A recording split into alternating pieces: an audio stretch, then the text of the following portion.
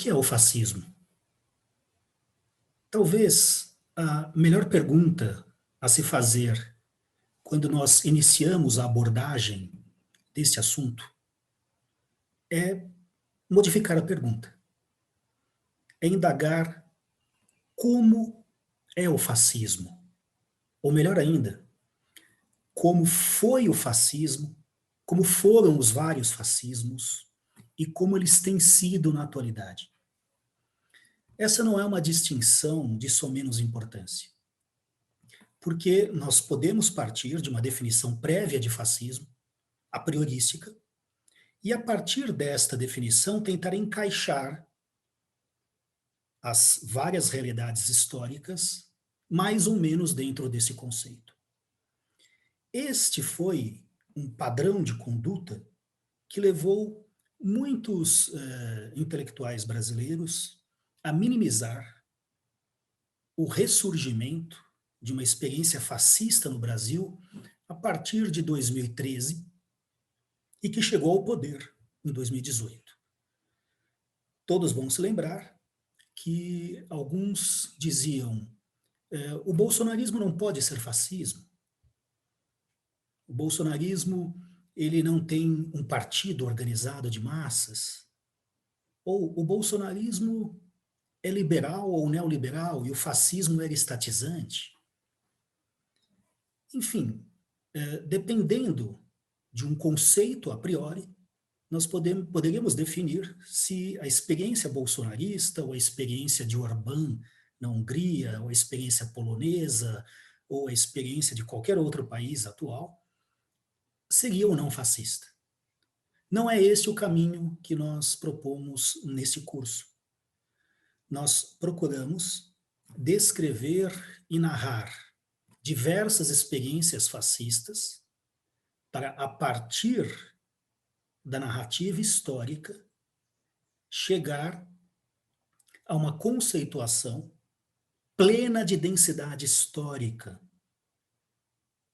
que seja capaz de nos responder muito mais como é o fascismo, como ele surge, como ele se impõe e como ele pode ou não chegar ao poder. Obviamente que os dois grandes casos, né, clássicos de análise dos principais teóricos do fascismo foram Alemanha e Itália, e não por acaso. Quando, em 1922, o fascismo já está no poder na Itália, mas ainda não há um regime fascista, há um processo de fascistização em curso. Muitos teóricos liberais, socialistas, trabalhistas, sociais-democratas, mas especialmente os comunistas da chamada Terceira Internacional, ou Comintern, eles procuraram descrever o fenômeno. E a primeira coisa que eles tinham à mão no arcabouço teórico marxista era a obra O 18 Brumário, de Luiz Bonaparte, escrita por Marx, para descrever uma experiência completamente diferente do século XIX.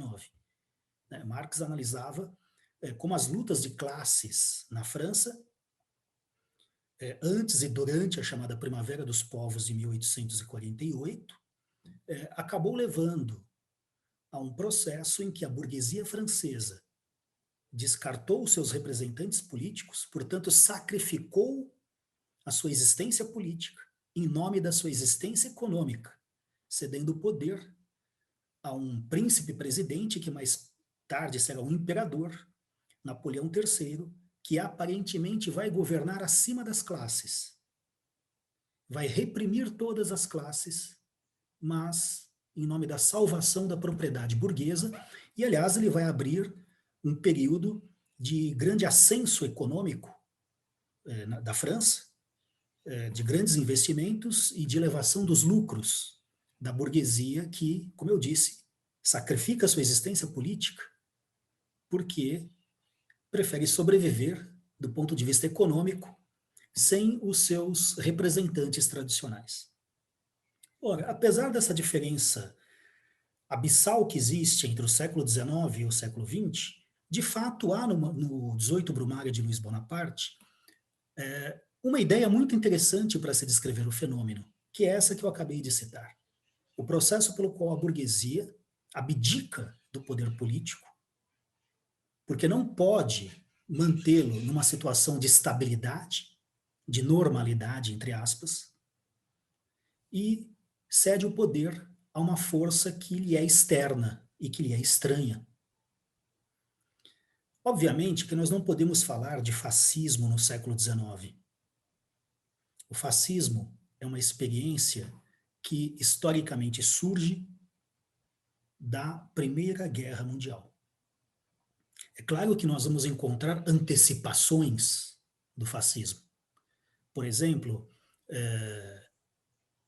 nós vamos ver em teóricos reacionários da Revolução Francesa, já no final do século XVIII, início do XIX, especialmente em de Maistre, que é uma espécie de historiador reacionário da Revolução Francesa, que considerava a Revolução uma obra demoníaca, os jacobinos com a própria encarnação dos diabos de todos os infernos possíveis, mas ele percebe que o antigo regime não volta mais e que contra a Revolução Burguesa era preciso fazer uma outra revolução de sentido contrário.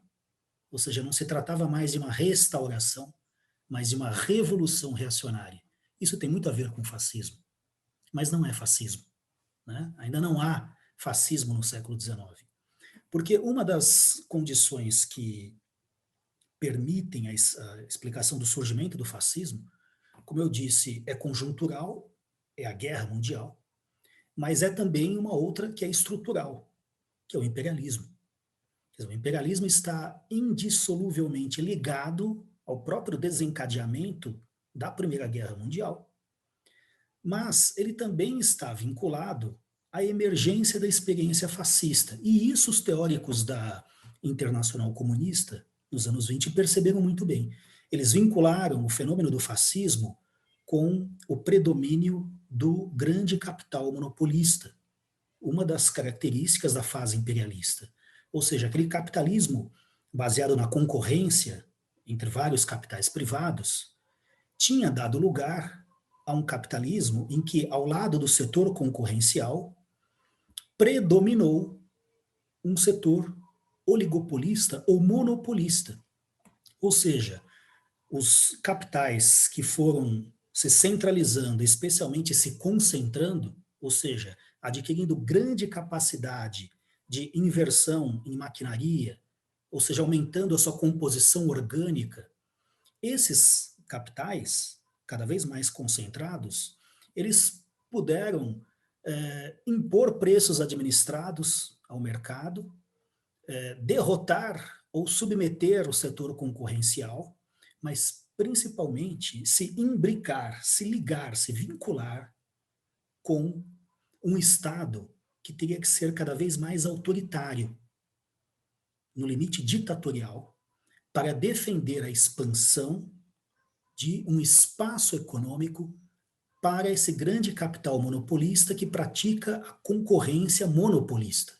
Ou seja, exemplo clássico é o da Alemanha. E eu faço referência ou sugiro a leitura de um grande livro que não descreve o fascismo, porque foi escrito antes do advento do fascismo, foi escrito em 1916, na prisão, por Rosa Luxemburgo. É a brochura Junius, que é conhecida como A Crise da Social-Democracia.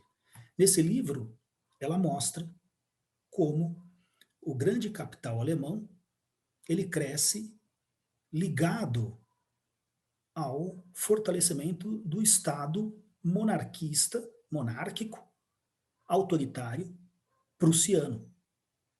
Por quê? Porque esse grande capital que fará inversões em ferrovias, na construção naval, na construção de armamentos, ele só pode ter como cliente o Estado.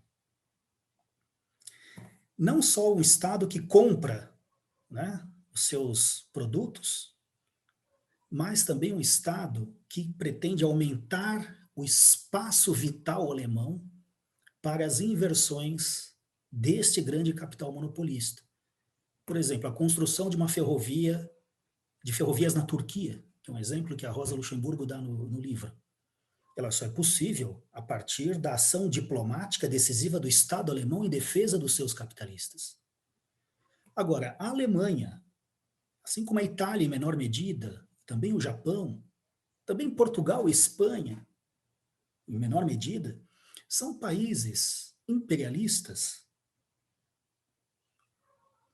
neocolonialistas, que chegam tardiamente à divisão das colônias. É claro que, com exceção da Alemanha, os outros países são imperialismos menores, alguns apenas imperialismos frustrados, ou no caso da Itália, Lenin descreveu-a como imperialismo esfarrapado. Né? A Itália, desde o final do século XIX, tende a ter conquistas no norte da África, mas são conquistas efêmeras, né? Ela não tem potência militar e industrial para, de fato, manter colônias longínquas. Mesmo o caso da Espanha e de Portugal, que são dois impérios antigos que estão em plena decadência, aliás, como a Turquia, ao longo do século XIX, também alimenta uma ideologia de um imperialismo frustrado. Né? A Espanha perde a guerra hispano-americana e praticamente suas últimas colônias para os Estados Unidos, mas mantém uma estreita faixa de terra ali pelo Marrocos para sustentar um discurso imperial. Portugal, por vários acasos históricos, o principal deles o fato de que a Alemanha e a Inglaterra nunca conseguiram chegar a um acordo sobre como dividir os territórios portugueses na África. Portugal se mantém com um grande território africano, mas há toda uma discussão em Portugal sobre o quanto esse império português era mais um império de prestígio do que um império que de fato alimentava economicamente a metrópole. Claro que alimentava grupos específicos, mas não era um imperialismo como o britânico, é claro. São todos imperialismos frustrados. Aliás, de países que praticamente se reconstituem ou se constituem a partir da metade do século XIX. É o caso da Itália e da Alemanha, né? Países de unificação tardia e de crescimento acelerado do capital monopolista, que é o caso da Alemanha, mas também do Japão, a partir da restauração Meiji. Bem, essa é, digamos assim, a explicação estrutural de como o imperialismo promove esse vínculo entre o grande capital monopolista e o Estado. Agora, qual a relação disso, né, desse vínculo, com a emergência do fascismo? Aí nós temos que recorrer, evidentemente, à história. Nós temos que recorrer ao fenômeno que foi a Primeira Guerra Mundial.